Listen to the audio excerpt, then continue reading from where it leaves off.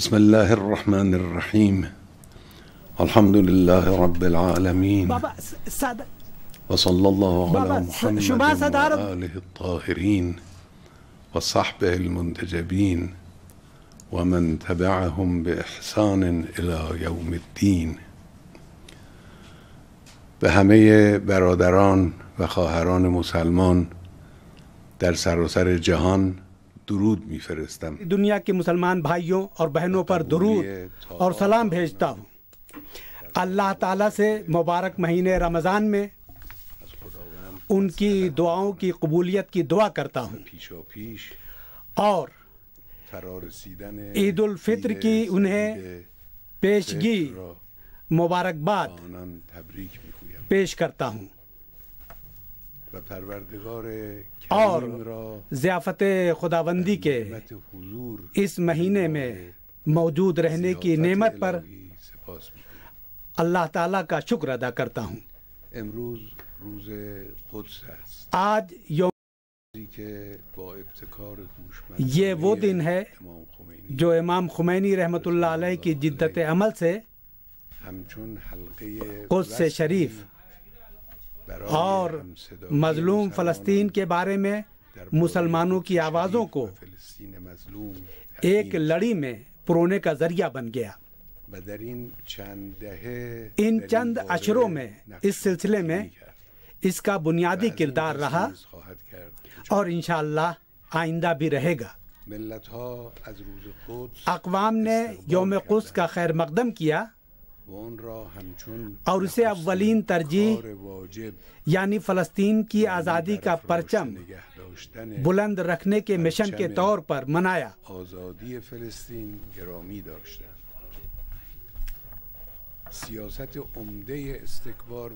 استکبار اور صہیونیت کی بنیادی پالیسی مسلمان معاشروں کے اذہان میں مسئلہ فلسطین کو بے رنگ کر دینا اور فراموشی کی طرف ڈھکیل دینا ہے. سب کا فوری فریضہ اس خیانت کا سدباب ہے جو خود اسلامی ممالک میں دشمن کے سیاسی اور ثقافتی ایجنٹوں کے ذریعے انجام پا رہی ہے. حقیقت یہ ہے کہ مسئلہ فلسطین ایسا قضیہ نہیں ہے جسے مسلمان اقوام کی غیرت، روز افزوں خود اعتمادی اور بیداری فراموش ہو جانے دے گی. حالانکہ اس مقصد کے لیے امریکہ اور دیگر تسلط پسند طاقتیں اور ان کے مہرے اپنا پیسہ اور طاقت استعمال کر رہے ہیں. سب سے پہلی بات مملکت فلسطین کے غصب کر لیے جانے اور وہاں صہیونیت کا کینسر وجود میں آنے کے بڑے المیے کی یاد دہانی کرانا ہے. ماضی قریب کے ادوار کے انسانی جرائم میں اس پیمانے اور اس شدت کا کوئی اور جرم رونما نہیں ہوا. ایک ملک کو غصب کر لینا اور عوام الناس کو ہمیشہ کے لیے ان کے گھر بار اور موروثی سرزمین سے بے دخل کر دینا، وہ بھی قتل و جرائم، کھیتیوں اور نسلوں کی تباہی کی المناک ترین شکل میں، اور دسیوں سال تک اس تاریخی ستم کا تسلسل حقیقت میں انسان کی درندگی اور شیطانی خو کا نیا ریکارڈ ہے. اس المیے کا اصلی مجرم اور ذمہ دار مغربی حکومتیں اور ان کی شیطانی پالیسیاں تھیں. جس دن پہلی عالمی جنگ کی فاتح حکومتیں مغربی ایشیا کے علاقے میں یعنی حکومت عثمانیہ کی ایشیائی قلمرو کو سب سے اہم مال غنیمت کے طور پر پیرس کانفرنس میں آپس میں تقسیم کر رہی تھیں، اس علاقے پر اپنے دائمی تسلط کے لیے اس کے قلب میں ایک محفوظ جگہ کی ضرورت انہیں محسوس ہوئی۔ برطانیہ نے برسوں پہلے بالفور منصوبہ پیش کر کے زمین ہموار کر دی تھی اور یہودی سرمایہ داروں کو ہم خیال بنا کر مشن کو آگے بڑھانے کے لیے صہیونزم نام کی بدعت تیار کر لی تھی، اور اب اس کے عملی مقدمات فراہم ہونے لگے ہیں۔ انہی برسوں سے بتدریج مقدمات ترتیب سے آمادہ کیے جا رہے تھے، اور سر انجام دوسری عالمی جنگ کے بعد علاقے کی حکومتوں کی غفلت اور مشکلات کا فائدہ اٹھاتے ہوئے انہوں نے اپنی ضرب لگائی اور جعلی اور بغیر قوم کی حکومت کا اعلان کر دیا۔ اس ضرب کی زد پر سب سے پہلے ملت فلسطین اور اس کے بعد علاقے کی تمام اقوام تھیں۔ علاقے میں بعد کے واقعات کے جائزے سے پتہ چلتا ہے کہ مغربی حکومتوں اور یہودی سرمایہ داروں کا صہیونی حکومت کی تشکیل کا اصلی مقصد اور فوری مقصد مغربی ایشیا میں اپنے دائمی رسوخ اور موجودگی کے لیے ایک اڈا قائم کرنا اور علاقے کے ممالک اور حکومتوں کے امور میں دخل اندازی اور ان پر اپنی مرضی مسلط کرنے کے لیے قریب سے رسائی کے امکانات حاصل کرنا تھا۔ اسی لیے جعلی و غاصب حکومت کو طاقت کے گوناگون عسکری اور غیر عسکری وسائل یہاں تک کہ ایٹمی ہتھیاروں سے لیس کر دیا، اور نیل سے فرات تک کے علاقے میں اس سرطان کی توسیع کو اپنے ایجنڈے میں جگہ دی۔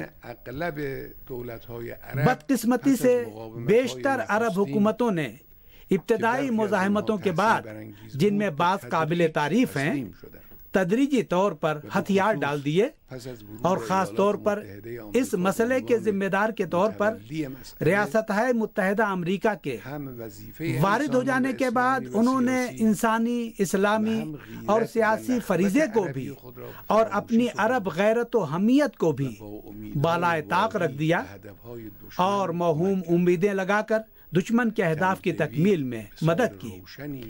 کیمپ ڈیوڈ معاہدہ اس تلخ حقیقت کی واضح مثال ہے۔ جہادی تنظیموں نے بھی شروع کے برسوں میں فداکارانہ جدوجہد کے بعد رفتہ رفتہ غاصب قوت اور اس کے حامیوں سے بے نتیجہ مذاکرات میں پڑ گئیں، اور اس راستے کو ترک کر دیا جو فلسطین کی امنگیں پورے کر سکتا تھا۔ امریکہ اور دیگر مغربی حکومتوں امریکہ اور دیگر مغربی حکومتوں اور بے اثر بین الاقوامی اداروں سے مذاکرات فلسطین کا تلخ اور ناکام تجربہ ہے۔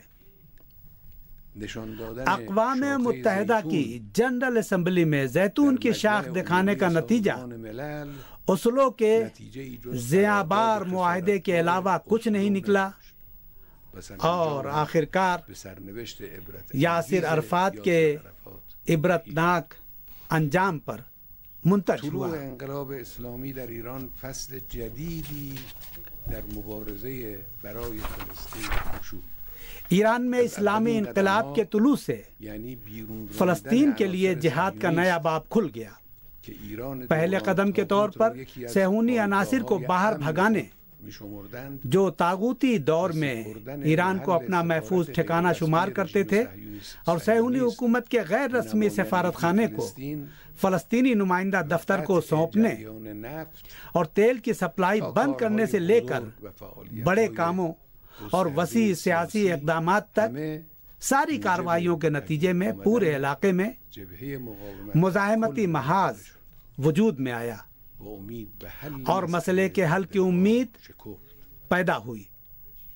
با ظهور جبهه مزاحمتی محاذ کے نمودار ہو جانے کے بعد بر رژیم صهیونیستی صہیونی حکومت کا کام سخت سے سختر ہو گیا، البتہ مستقبل میں انشاءاللہ اور بھی سختر ہو جائے گا، ولی تلاش حامیان اون رژیم لیکن اس حکومت کے حامیوں اور ان میں سر فہرست امریکہ نے هم به شدت افزایش اس کا دفاع بھی شدت کے ساتھ بڑھا دیا۔ پیدایش نیروی مؤمن لبنان میں مومن نوجوان اور فداکار حزب اللہ کی تشکیل تشکیل گروه‌های پر اور فلسطین کی سرحدوں کے اندر جوش و جذبے سے معمور مرزهای فلسطین تنظیموں حماس نه تنها اور جہاد اسلامی کی تشکیل نے صهیونیست صہیونی حکام ہی نہیں امریکا و دیگر بلکہ امریکہ غربی اور دیگر مغربی دشمنوں کو مضطرب اور سراسیمہ کر دیا۔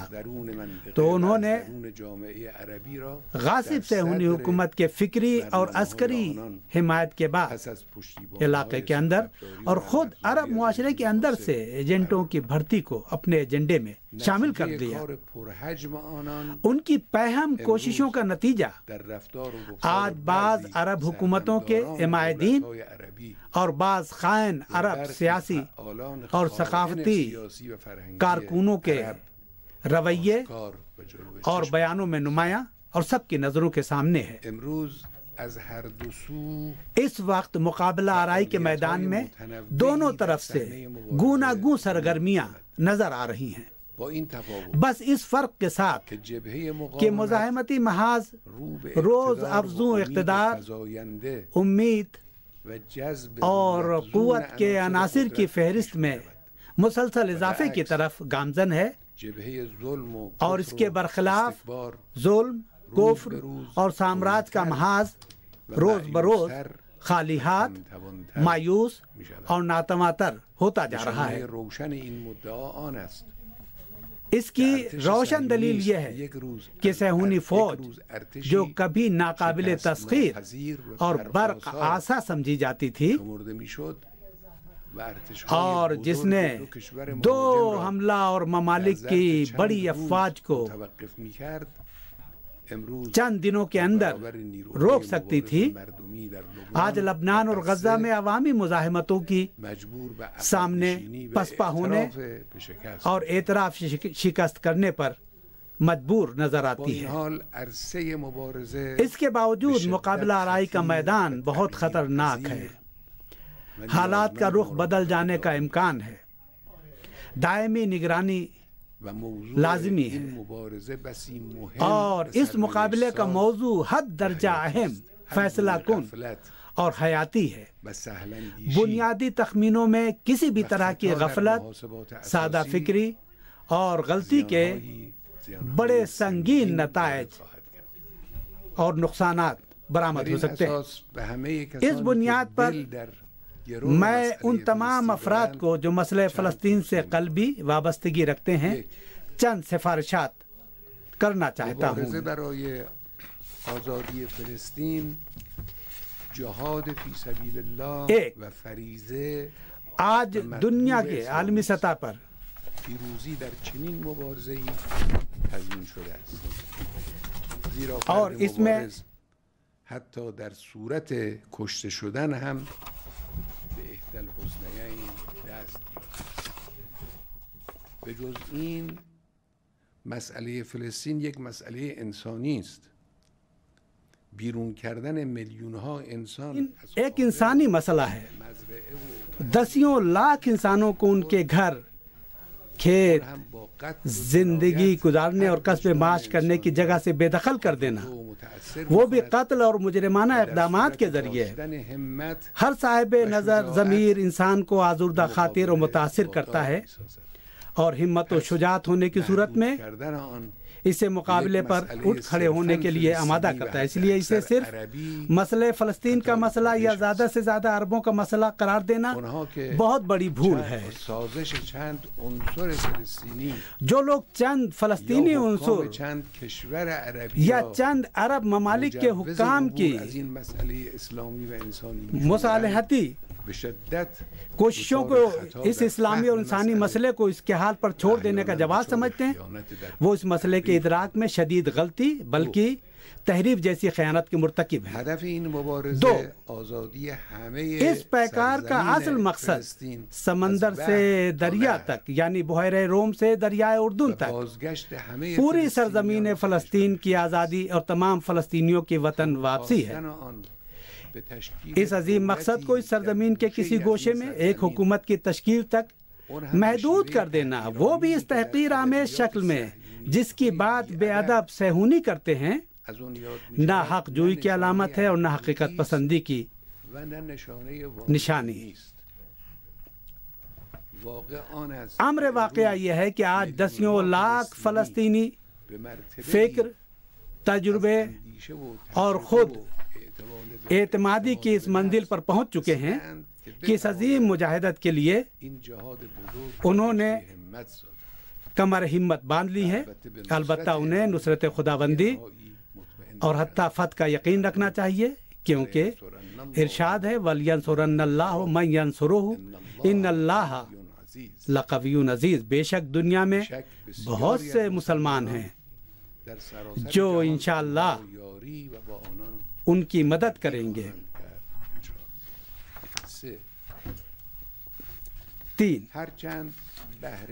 اگرچہ اس لڑائی میں تمام حلال اور شرعی وسائل من جملہ عالمی حمایت سے استفادہ جائز ہے، لیکن خاص طور پر مغربی حکومتوں اور ظاہری یا باطنی طور پر ان پر منحصر عالمی اداروں پر اعتماد کرنے سے پرہیز کرنا چاہیے۔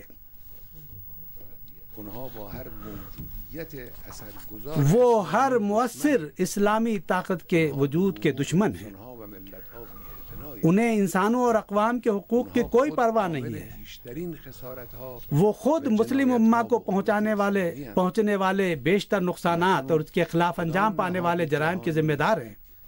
اس وقت کئی اسلامی اور عرب ممالک میں جاری قتل عام، جنگ افروزی، بمباری، مسلط خشک سالی میں کون عالمی ادارہ یا جرائم پیشہ طاقت جواب دہ ہے؟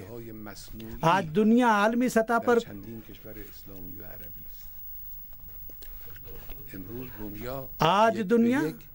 عالمی سطح پر کورونا سے ہونے والے عالی اموات کو تو گن رہی ہے، لیکن کسی نے نہیں پوچھا اور نہ پوچھے گا کہ جن ممالک میں امریکہ اور یورپ نے جنگ کی آگ بھڑکائی ہے وہاں لاکھوں افراد کی شہادت، قید اور گمشدگی کا ذمہ دار کون ہے؟ افغانستان، یمن، لیبیا، عراق، شام اور دیگر ممالک میں بہائے جانے والے خون ناحق کا ذمہ دار کون ہے؟ فلسطین میں جاری ان جرائم، غاصبانہ اور تخریبی اقدامات اور مظالم کا ذمہ دار کون ہے؟ اسلامی ممالک کے دسیوں لاکھ مظلوم مردوں اور خواتین کو کوئی شمار کیوں نہیں کرتا؟ مسلمانوں کے قتل عام پر کوئی مسلمانوں کے قتل عام ہو جانے پر کوئی تعزیت کیوں نہیں دیتا؟ دسیوں لاکھ فلسطینی 70 سال سے اپنے گھر بار سے دور جلا وطنی میں کیوں رہیں؟ مسلمانوں کے قبلِ اول کی کیوں توہین کی جائے؟ نام نہاد اقوام متحدہ اپنے فرائض پر عمل نہیں کر رہی ہے اور نام نہاد انسانی حقوق کی تنظیموں کو موت آ گئی ہے۔ بچوں اور خواتین کے حقوق کے نعرے کا اطلاق یمن اور فلسطین کے مظلوم بچوں اور خواتین پر نہیں ہوتا۔ دنیا کے ظالم مغربی طاقتوں اور ان سے وابستہ عالمی اداروں کی یہ حالت ہے۔ علاقے میں ان کی بعض ہم نوا حکومتوں کی رسوائی اور ضلالت کی حالت ناگفتہ بے ہے۔ تو غیور اور دیندار مسلم معاشرے کے لیے ضروری ہے کہ اپنے اوپر اپنی داخلی توانائیوں پر تکیہ کرے، اپنا طاقتور ہاتھ آستین سے باہر لائے اور اللہ پر توکل اور اعتماد کر کے رکاوٹوں کو عبور کرے۔ اہم نقطہ جو عالم اسلام کی سیاسی و دفاعی شخصیات کی نظر سے پنہاں نہیں رہنا چاہیے، تصادم اور جھڑپوں کو مزاحمتی محاذ کی پشت پر پہنچنے کی امریکہ اور صہیونیوں کی سیاست ہے۔ شام میں خانہ جنگی شروع کروانا، یمن کی ناکہ بندی اور وہاں شب و روز قتل عام، عراق میں ٹارگٹ کلنگ، تخریبی اقدامات اور داعش کی تشکیل، علاقے کے بعض دیگر ممالک میں ایسے ہی واقعات، یہ سب مزاحمتی محاذ کو الجھا دینے اور صہیونی حکومت کو موقع دینے کے حربے ہیں۔ بعض مسلم ممالک کے سیاست دانوں نے نادانستگی میں اور بعض نے دانستہ طور پر دشمن کے ان حربوں کی مدد کی ہے۔ اس کے سدباب کا طریقہ پورے عالم اسلام میں غیور نوجوانوں کی طرف سے پرزور مطالبہ ہے۔ تمام اسلامی ممالک اور خاص طور پر عرب ملکوں میں نوجوانوں کو امام خمینی کی سفارشات کو نظروں سے دور نہیں ہونے دینا چاہیے، جنہوں نے فرمایا ہے کہ جتنا چیخنا ہے امریکہ اور بے شک صہیونی دشمن پر چیخا جائے۔ 5 علاقے میں صہیونیوں کی موجودگی کو معمول بات بنا دینا ریاستہائے متحدہ کی سب سے بنیادی پالیسی ہے۔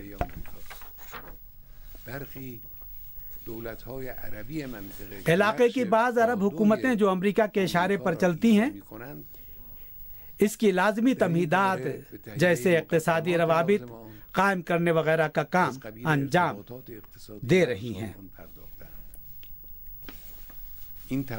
یہ کوششیں سرے سے بے ثمر اور بے نتیجہ ہیں۔ صہیونی حکومت اس علاقے کے لیے ایک مہلک اضافہ اور سراپا نقصان ہے جو بلا شبہ ختم اور نابود ہو جائے گی، اور ان لوگوں کے ہاتھ صرف ذلت اور بدنامی لگے گی جنہوں نے اپنے تمام وسائل اس استکباری سیاست کے لیے وقف کر دی ہے۔ بعض اپنی اس پست روش کا یہ جواز پیش کرتے ہیں کہ صہیونی حکومت علاقے کی ایک حقیقت ہے، یہ یاد نہیں کہ مہلک اور ضیاءبار حقیقتوں سے جنگ کرنا اور انہیں ختم کرنا ضروری ہوتا ہے۔ آج کورونا ایک حقیقت ہے اور سارے باشعور افراد اس کے خلاف جنگ کو لازمی جانتے ہیں۔ صہیونزم کا دیرینہ وائرس بلا شبہ اب زیادہ نہیں ٹکے گا اور نوجوانوں کی ہمت، قوت ایمانی اور حمیت اس کی بےکنی کر دے گی۔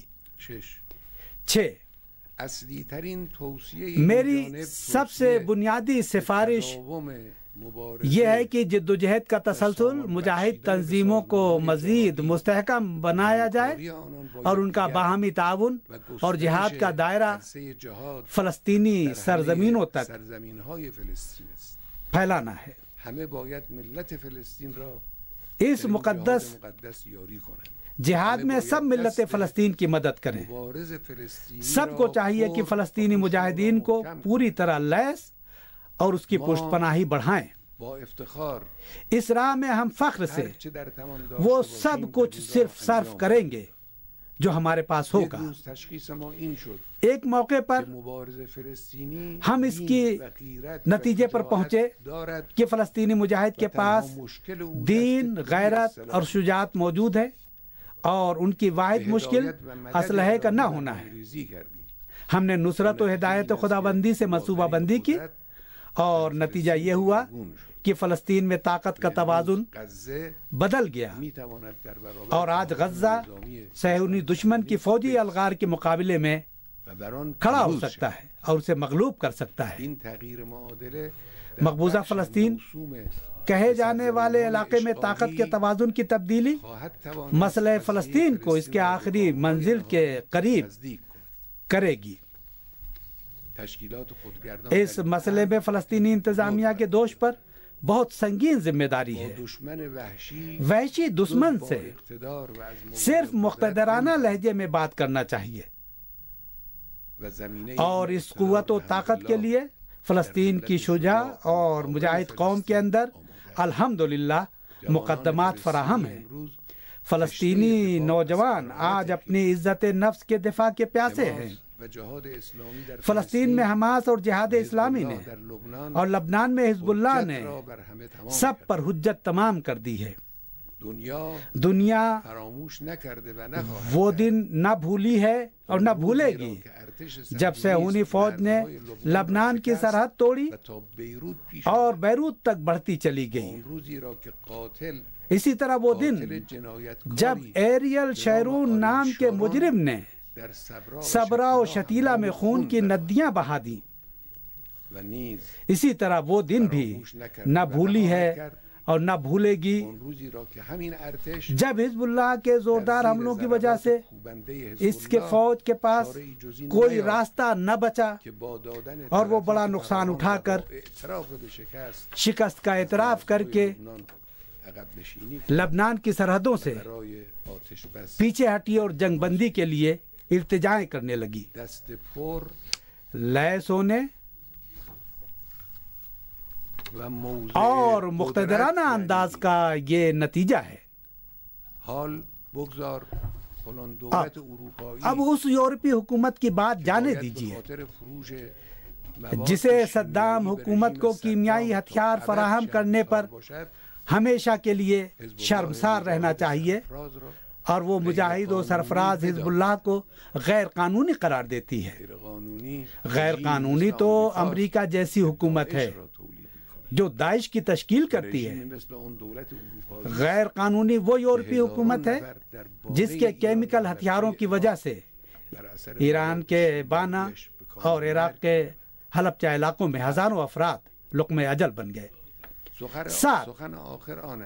آخری بات یہ ہے کہ فلسطین فلسطینیوں کا ہے اور اس کے امور انہی کے ارادے کے مطابق انجام پانے چاہیے۔ فلسطین کے تمام ادیان اور قومیتوں کی شمولیت سے استصواب رائے کی جو تجویز ہم نے تقریباً 2 عشرے قبل پیش کی ہے، وہ آج کے چیلنجوں اور فلسطین کے مستقبل کا واحد نتیجہ ہونا چاہیے۔ یہ تجویز ثابت کرتی ہے کہ یہودی دشمنی کے جو دعوے مغربی طاقتیں اپنے تشہیراتی ذرائع کی مدد سے دہراتی رہتی ہیں بالکل بے بنیاد ہیں۔ اس تجویز کے مطابق فلسطینی یہودیوں، عیسائیوں اور مسلمانوں کو ایک ساتھ استصواب رائے میں شرکت اور فلسطین کے لیے سیاسی نظام کا تعین کرنا ہے جسے ہر حال میں مٹنا ہے۔ وہ صہیونی نظام ہے اور صہیونیت خود دین یہود میں ایک بدعت اور اس سے بالکل بیگانہ ہے۔ آخر میں شہیدان قدس شیخ احمد یاسین فتحی شقاقی، سید عباس موسوی سے لے کر اسلام کے عظیم سردار اور مزاحمت محاذ کے ناقابل فراموش ہستی شہید قاسم سلیمانی اور عراق کے عظیم مجاہد شہید ابو مہدی المہندس اور دیگر شہدائے قدس کو خراج عقیدت پیش کرتا ہوں، اور عظیم الشان امام خمینی کی روح پر درود بھیجتا ہوں۔ انہوں نے عزت و جہاد کا یہ راستہ ہمارے لیے کھولا ہے۔ اسی طرح برادر مجاہد حسین شیخ الاسلام مرحوم کے لیے جنہوں نے برسوں اس راہ میں زحمتیں اٹھائیں، رحمت خداوندی کی دعا کرتا ہوں۔ اور آخر میں اپنے عرب بھائیوں کے لیے یہ عرض کرنا چاہوں گا کہ اس سال کا یوم قدس پہلا یوم قدس ہے جس میں ہمارے عظیم شہید قاسم سلیمانی موجود نہیں ہیں۔ ان کی روح کے لیے صلوات۔ بسم اللہ الرحمن الرحیم، الحمدللہ رب العالمین الرحمن الرحیم، ایاک نعبد و ایاک نستعین، اهدنا الصراط المستقیم، صراط الذين أنعمت عليهم غير المغضوب عليهم ولا الضالين. بسم الله الرحمن الرحيم.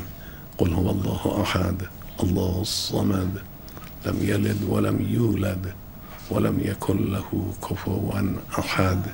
والسلام عليكم ورحمة الله وبركاته.